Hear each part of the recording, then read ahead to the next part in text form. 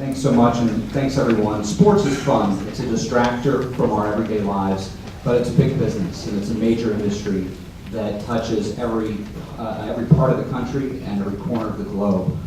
It is a vehicle that corporate sponsorship has driven in recent years. Money is at play, and obviously personalities come into that mix.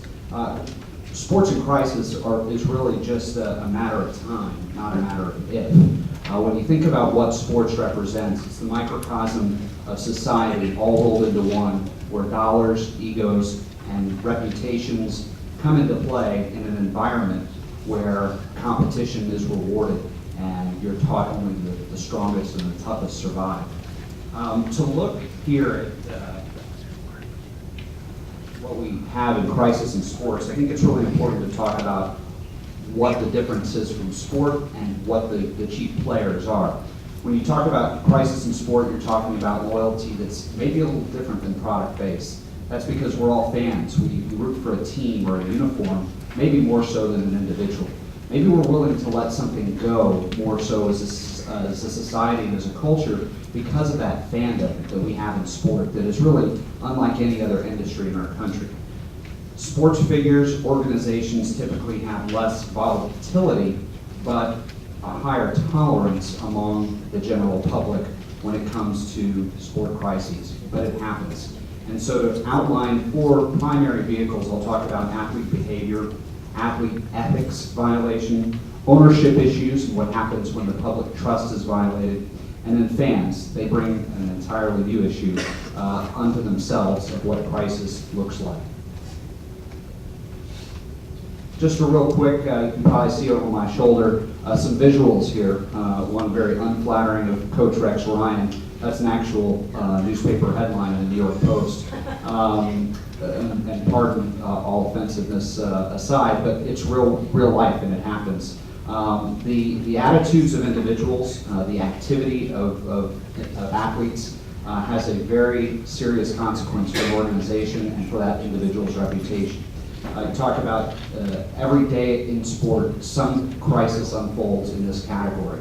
Whether it be a DWI, as you see Matt Bush there pictured, Tampa Bay Rays farmhand who last week ran over a motorcyclist in spring training, to Rex Ryan and his bravado being caught on film with fan interaction, to criminal activity, violence, law enforcement, disparaging remarks toward management, and social media, the great instant equalizer when your thought becomes public and ESPN goes live with it moments after it happens. It's the integration of social media that can be so good, but it's also the immediate impact that can be so bad.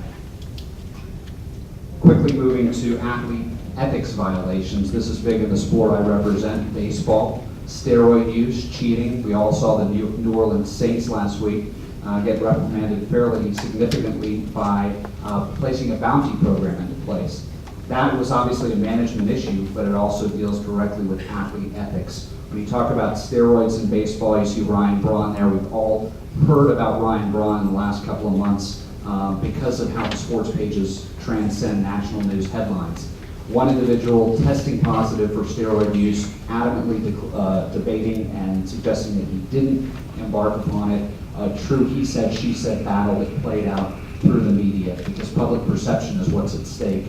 One's reputation is what's at stake. Major League Baseball wanting to clean up the game, saying no, we don't agree with this decision of an arbiter, a player pleading his case nationally. These are athlete ethic violations. The cheating of the game has been around for as long as the games themselves. The crises have just become more pronounced given this digital age that we live in. Ownership, financial issues. You see Fred Wilpon, the dad of the Wilpon ownership group of the Mets.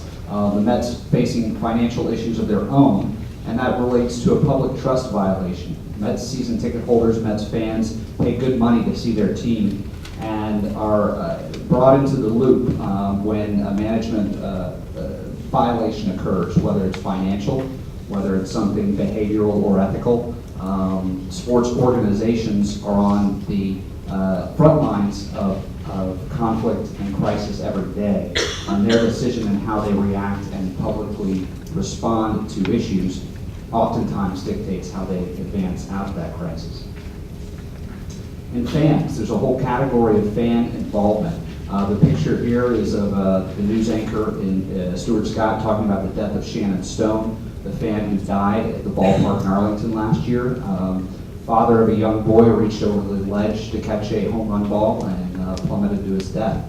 Incredibly tragic, and there's no moment of the sports franchise's operation that thinks that's going to happen at any given night. Also, you can see there soccer fans rioting in Egypt, the ability of fans to get unruly and out of control. Protest mentality of fans. So these are just some of the key players. When we talk about response mechanisms, things that control that, our organizational tolerance, how that dictates the response of an organization or individual, criminal and illegal behavior.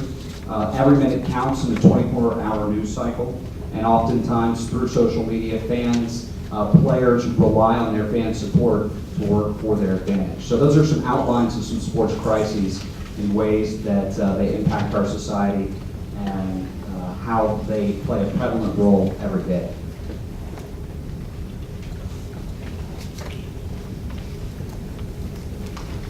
Yeah, well, I guess it comes to me. I don't have this.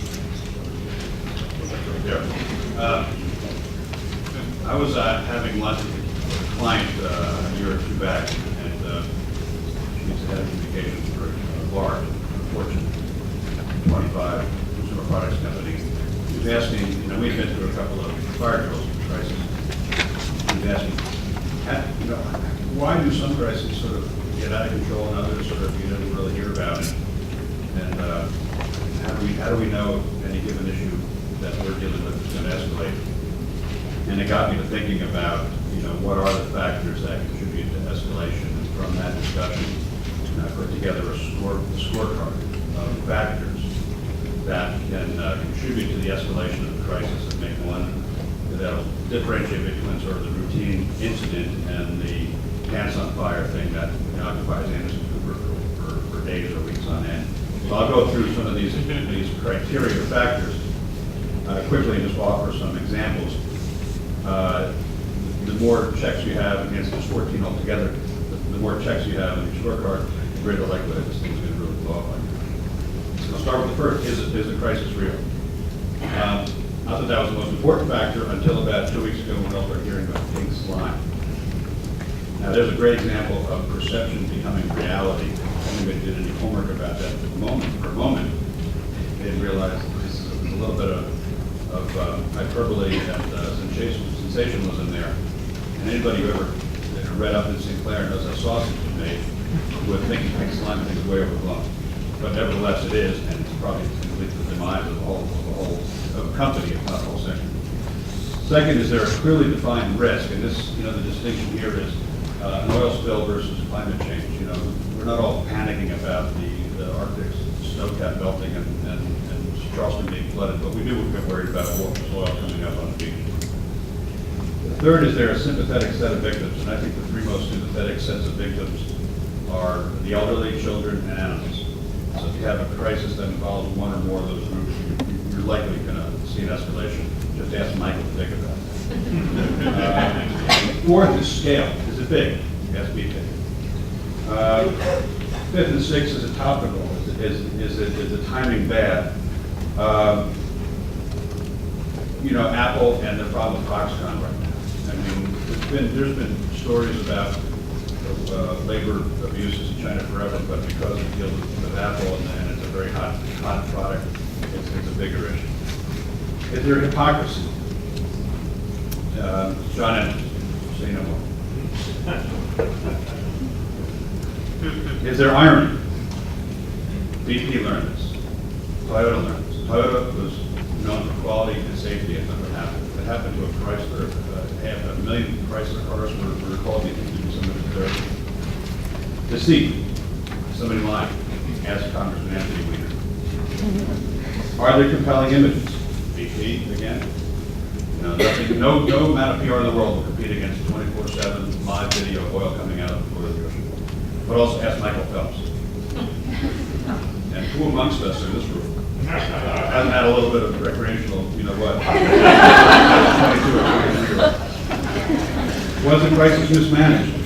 Don Imus, doing that a couple of years ago, or Peanut Corporation of America, company note for institutions that really fumble. Lack of transparency. Chesapeake Energy got sort of caught by contributing money to the Sierra Club to undermine the coal industry. But they did it out without open. They probably wouldn't have gotten in trouble. The last one is something that's relatively new in the last 24 months, which is a strong digital community. And again, Pink's line, that really popped on social media first, but also ask Apple with the iPhone ban. That really was a social media issue. And Procter & Gamble had a big problem with Pampers diapers, and that really was a social media issue before it migrated over to the traditional. So if you go through that list, read the paper, if you see a lot of those factors at play, you can be sure that crisis is going to escalate.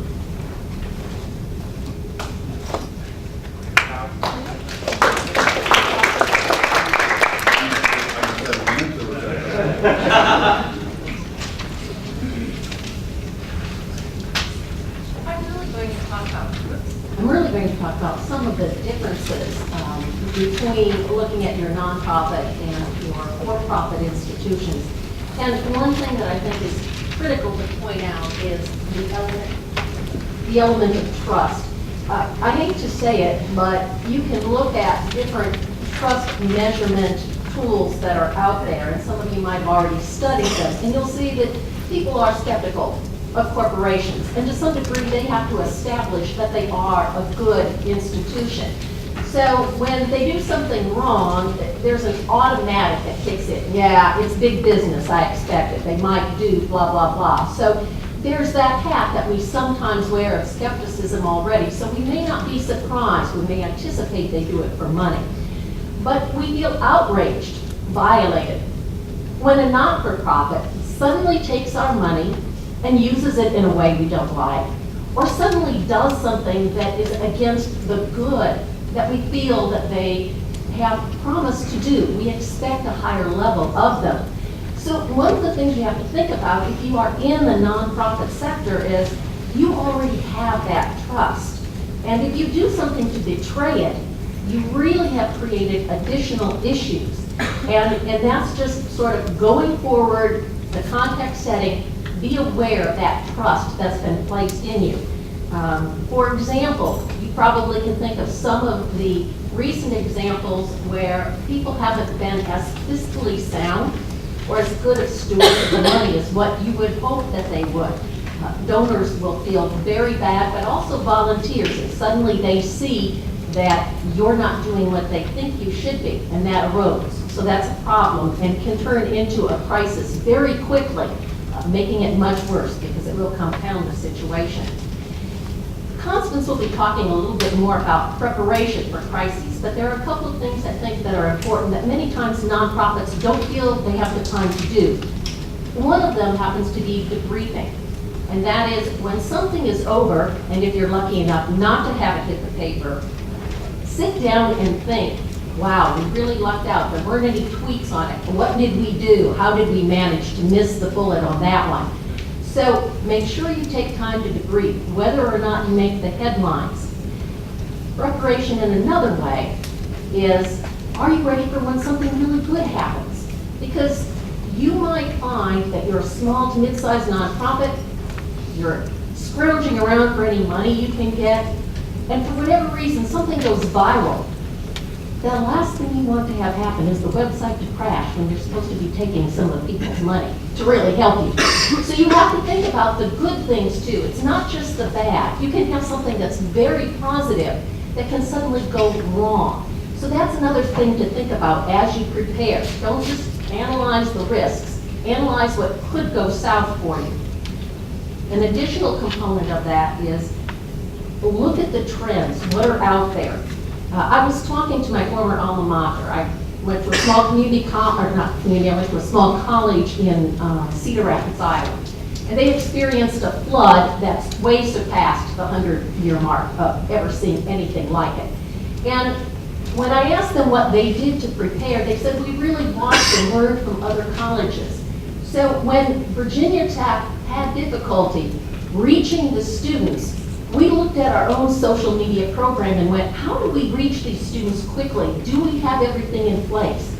So take the time, that will be your challenge, to look to others, see the trends, and learn from what they have done well and what they have done not so well, because you may not have that opportunity. And reach out to others within the nonprofit sector that you can learn from and that can assist you during your development of crisis plans.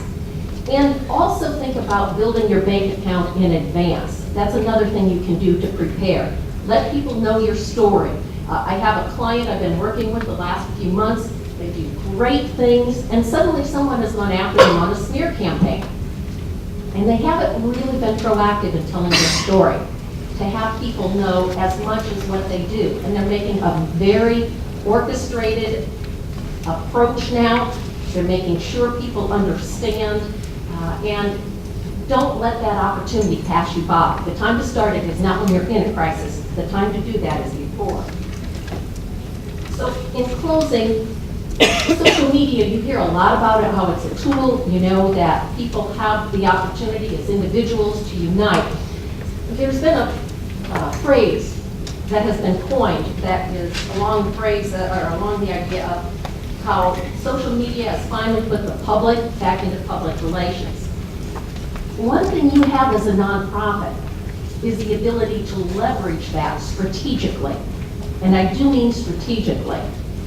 You may not have a huge budget, but if you use social media well to tell your story, to get information out in a crisis, to monitor it when you have that going on, that can be that sort of free tool that can help make a difference for you as you move through and get your story out and really share that with the public. So I encourage you to think of it as a very powerful tool that's inexpensive for nonprofits sometimes to take on some of the big corporations. And now Constance is going to talk about those other pieces of preparation that I mentioned.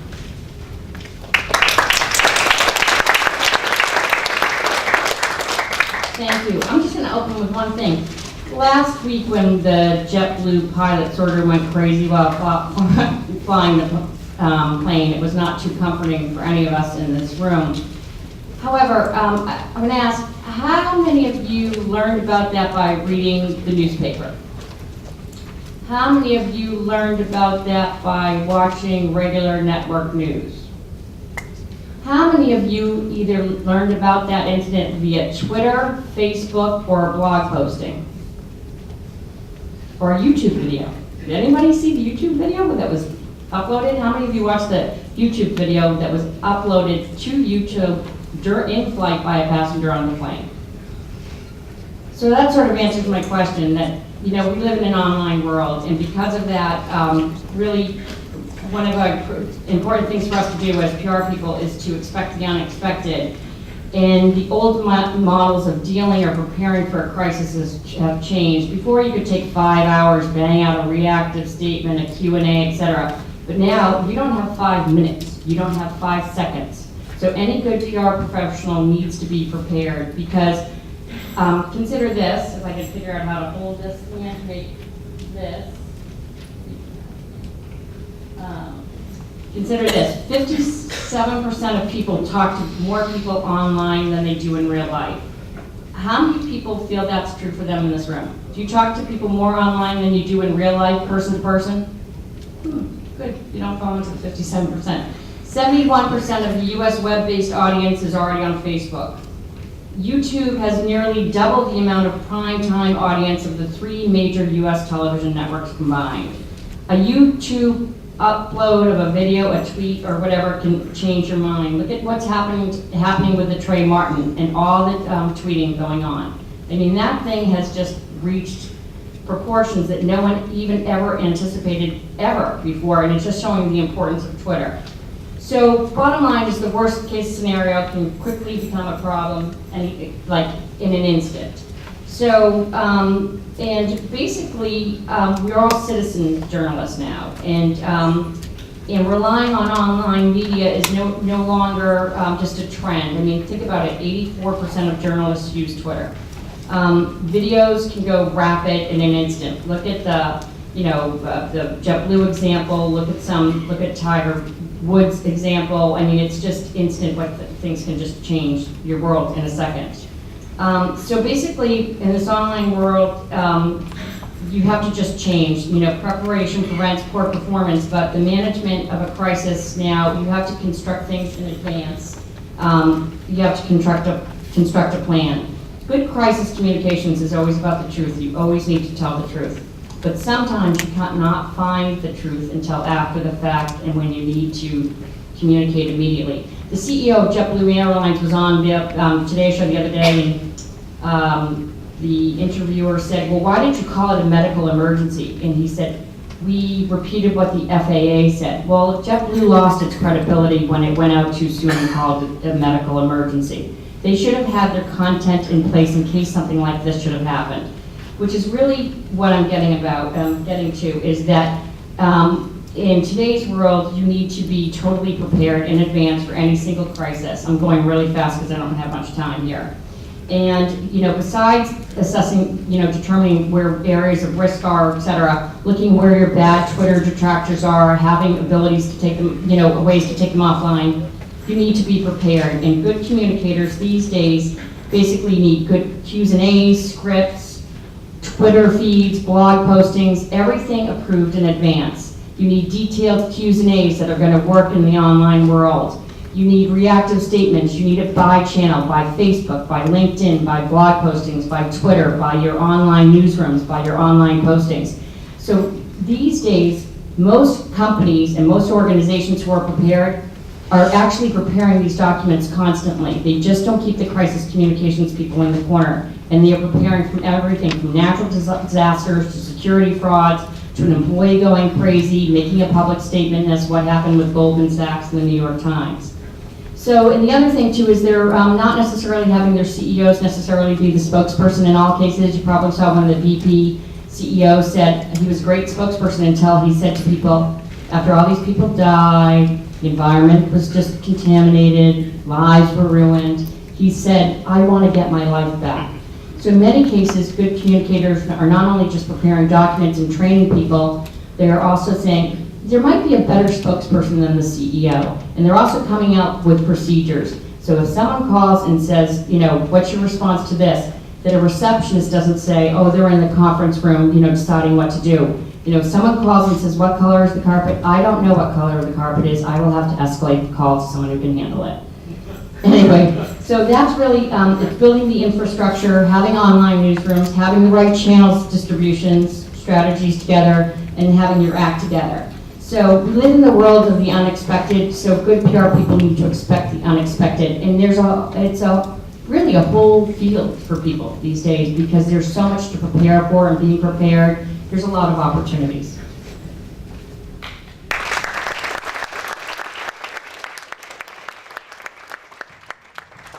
Okay, I hope we realize how fortunate we are today to have these four panelists. Each of them alone literally take a day or at least an afternoon with us talking about their experiences and their advice in handling crisis situations. But we do want to leave some time for questions. And so the first question, if you have a question for any of these panelists, you have the opportunity to ask now. Great. So I have a question about the baseball Hall of Fame guy. And the question is about what do you think is the worst crisis you've dealt with, like in baseball in the last? Do you feel like the steroid crisis has been the worst, or has there been anything worse than that? In terms of widespread impact, absolutely. The steroid issue is one that didn't just expire 1 hour into the debate. I mean, it lasts years. One slide I flipped through due to time constraints was an institutional response that we had at the Baseball Hall of Fame for what is going to be known as the steroid era. With crises that span multiple months and years, there's always opportunity to do better and to correct the problem. So I think the steroid problem in terms of what it's done to the game and its erosion of public trust has been the most significant. And unfortunately, it hasn't ended. So while baseball has instituted drug policies and drug testing, there will always be athletes trying to seek an advantage. And for us at the Baseball Hall of Fame, we're right in the crosshairs now of guys like Barry Bonds, Roger Clemens, whose impact should be felt in Cooperstown, but likely will not because of the steroid era. So as an institution, as a small not-for-profit educational institution, the Hall of Fame now is thrust into the primary spotlight. How do you deal with the steroid era? Another question?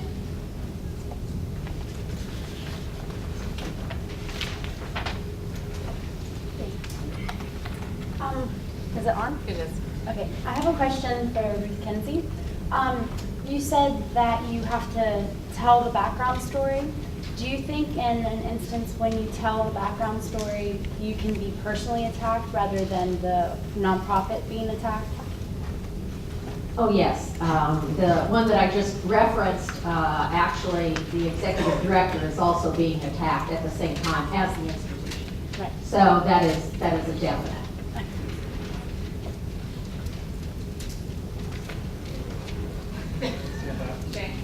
I don't need a microphone, I have a laptop. This is for any of you. I mean, have you all, is your business hugely increased in this day and age of social media? Is your job harder or more in demand than ever before than it used to be? Let me start, and others can follow. The short answer is yes. Although I don't think social media alone is the contributing factor for that, although it's a significant factor. Part of it is that companies, I'm a consultant, but companies run so lean these days, they don't have a lot of the in-house capability, both bench strength as well as the intellectual capability, and they're not staying up on trends. But, you know, events like the Toyota recall and the BP spill have caused, and the Murdoch, the News Corp crisis, have caused a lot of companies to rethink how they plan for crisis. You know, the old paradigm was plan for the most probable, and the new paradigm is plan for the worst case. Because, you know, very few companies could have put the kind of resources that BP put against that spill in terms of communication with people. And so that has led to a lot of companies rethinking their plans, rethinking their preparation, and then laying on top of that the tectonic changes in social media and also traditional media. You know, now you have traditional media following social media, traditional media using social media as a primary news source. And that keeps a lot of companies find themselves outside of the conversation and they're struggling to get back in. So, long answer to your short question, yeah, companies are more attuned to the need for better planning than they were maybe 5 years ago. I think I would, I agree with that, and I also think that companies too are saying, where are we vulnerable? So you had that cruise ship crash or whatever, all the other cruise ship providers, they just didn't, they went back and looked at all of their policies, are we prepared, what do we have in place, et cetera. So, I mean, just because it happens to one particular company, it usually hits an entire sector, so that's sort of a wake-up call for anybody else within that industry. If I could just talk about the cruise ship issue, I think there's something really interesting that happened in that. The cruise line is owned by Carnival Cruise, the largest cruise line company in the world.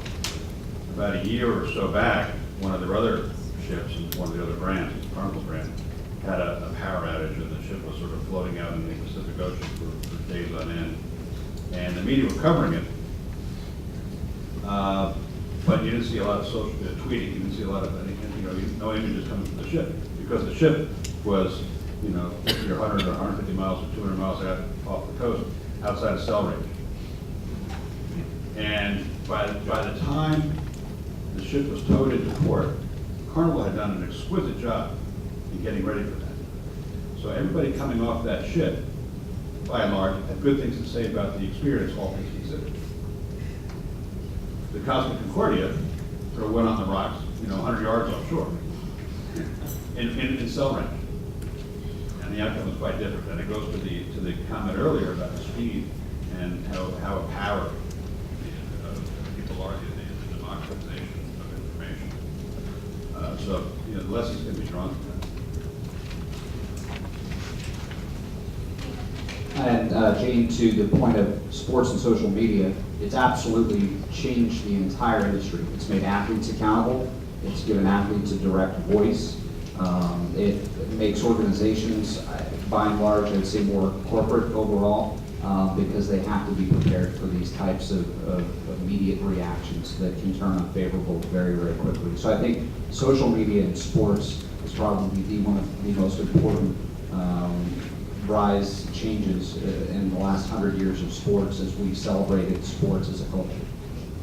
There's one other thing too. Social media listening has exploded within the PR field. There are people, a lot of big companies just employ people to watch Twitter to see if there are Twitter detractors to take them offline, to see if there are negative blog posts to try to take those offline. I mean, just people, a lot of big companies are just employing people to be social media listeners and to escalate problems. It tied into that and the preparation comments that were made earlier. It's interesting, and I say this, I'm obviously a seasoned person in this particular career. And so in reflection, I think about, there were times I had to manage up and go in and say, this is going to be a crisis, we better be ready. And we better be ready, you know, now, because the media will be calling. And the CEO or the top executives, senior management may say, well, people won't really know, I mean, they won't really expect it. And now a difference is you don't have to sell them on it. They understand that because of social media, they don't have time, that they should be prepared. So that type of a sell is much easier. So I think you will find that social media has also impacted the executive row, understanding that, yeah, we do have to be prepared and we do need to do some of these things. It's an easier sell because they know they have seconds, not hours, to get ready to give a statement. So just listening to you guys is really fascinating, and you know, you're talking about comedy, you used to have 5 hours, now you don't have 5 minutes, you don't even have 5 seconds. Your guys are talking about this wide range of crises that could happen, and anything from drunk pilots to athletes saying something, or making hand gestures that aren't very nice. And so I guess if I'm a student here and I'm thinking about my future, my options, and it's called crisis management for a reason, I'm wondering, why would I want this job? So I'm wondering what the upsides are. I'm wondering, A, what's good about doing this work, what you find that's enjoyable, and what kind of people, what kind of skills do you want in this kind of job? First of all, fortunately, for every Costa Concordia assignment, there are 10 assignments that are not nearly as visible. A lot of the work that one does in a crisis practice is what I call imminent threat management, where an organization or a company believes it may have a problem looming, and do a lot of work around it to either help prevent it from occurring or to neutralize the impact should it occur. And so we still do get sleep. But in terms of the question about the skill set, I used to work at H&K, one of the largest PR firms around, and I'm surrounded by people who are essentially not the term of publicists. They're there to create image for clients. My job is to keep them out of the papers. And it's a bit of a different skill set in terms of you need analytical skills, research skills. It's very important to be able to anticipate how an issue is going to evolve and to help, whether it's your company or whether it's your client, get there before the situation gets there. But it's a very intellectually stimulating position because the work you're doing could find its way onto page 1 at any moment. And that's what provides a good psychic income. The other thing too is, it's actually too, it can become the intersection of public relations and public policy. Because when you have a crisis, before you know it, it's just not a media issue or a social media issue. You're answering to Washington. You're preparing congressional testimony. The White House is calling you, et cetera. You've got to be prepared. But I think it's a very interesting part of the business, and I think that good crisis communications involves all different channels, all different ways to communicate to people.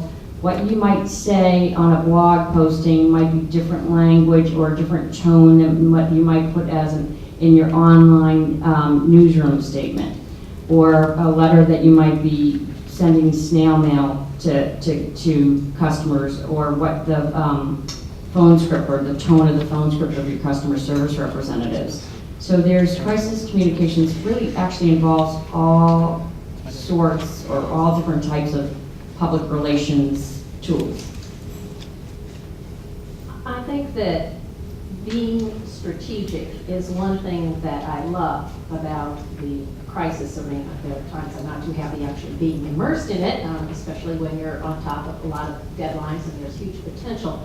But sitting down and having go through very quickly, because you don't have time, looking at something from multiple angles and being able to see where they emerge, where that's going to take you, what the potential is, and to come up with, it could come out in any of these half a dozen different ways, and how do we need to be? I've always been known for not just having a plan A, but having a plan B, C, D, and E backup.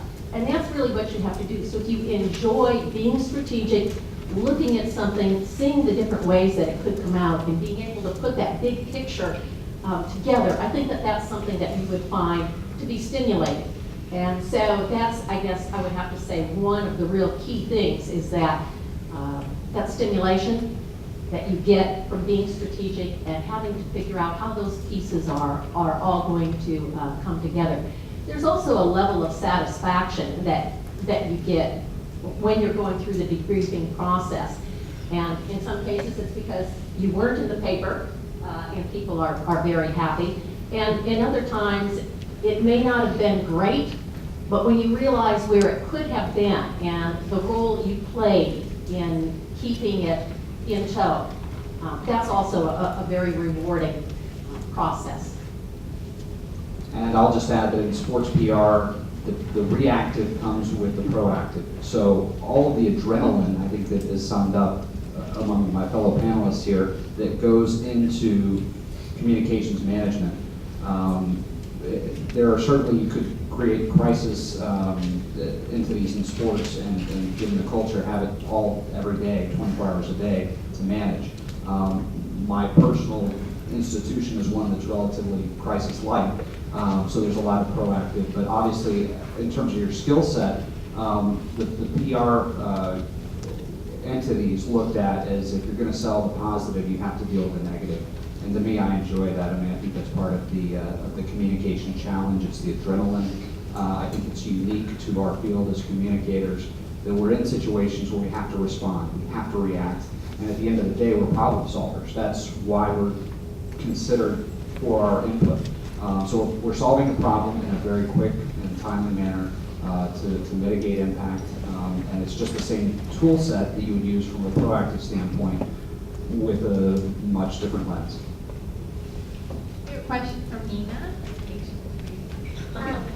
Have you ever experienced a crisis situation that has turned into a more positive opportunity, maybe because more people are now talking about your brand, or you have an increased awareness, or other factors?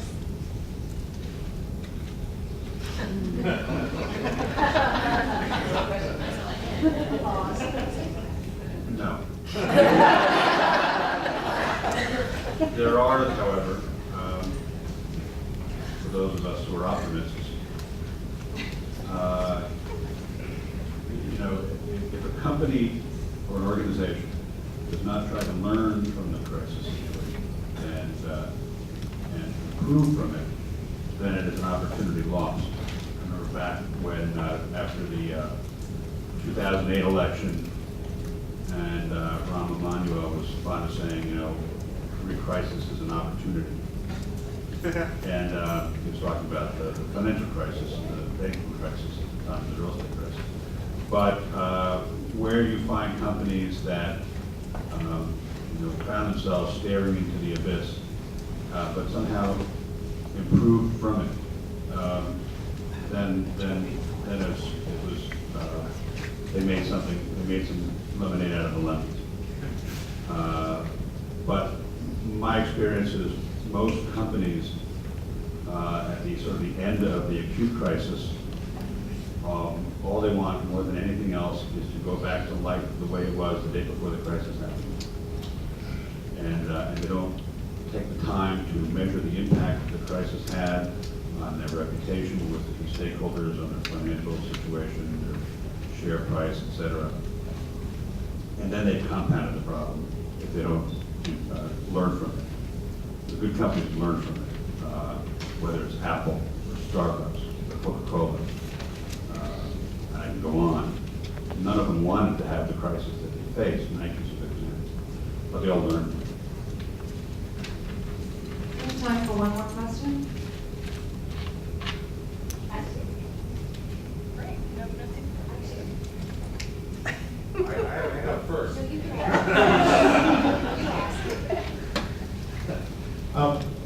Most of the situations you described have been about somebody doing something dumb, a video or not taking safety precautions and all that. In the case of Goldman Sachs, arguably a pretty credible source in terms of creating that problem. I'm curious to know what you guys think about how that was handled, could have been handled. To me, it was a different kind of problem, or maybe not. I personally was shocked that the New York Times ran the piece in the first place. And they said they did their due diligence before they ran the piece. But I thought that was the commentary of an angry employee who was walking out the door, and the New York Times published it, and I was quite frankly shocked, and I'm still shocked. Because we've all dealt with angry employees or disgruntled employees who might say anything, and they're disgruntled and there's no way of making them happy. And I don't think it's necessarily fair to paint Goldman the way that it was painted, because we don't know what the rest of the firm says, or the truth to what this man said actually in his piece. And I think I could go on and on about this, but I think that raises a question about the credibility of what the New York Times is willing to post. I can't comment on how Goldman handled it, but actually with that case, that issue is a good example of one of these factors I referred to earlier about topicality. It's popular now to demonize Goldman or any other investment bank. You know, that letter would never have been published 6 years ago, or 5 years ago. But because it is, and I hate to say this, but the media are sort of like lemons. You know, they latch onto a theme and they all follow it. So it's topical to believe that Goldman Sachs is a demon, and therefore you look for reasons to validate that. And again, you know, there was something over the weekend about Goldman looking like they held some interest in an online sort of porn site. And you know, that probably wouldn't have gotten media attention 12 or 18 months ago, but because it's popular to pound on Goldman, you know, they're fair game. Another good example, and this goes back probably 3 or 4 years, and you might have to Google it, but it's a company called Dubai Port World.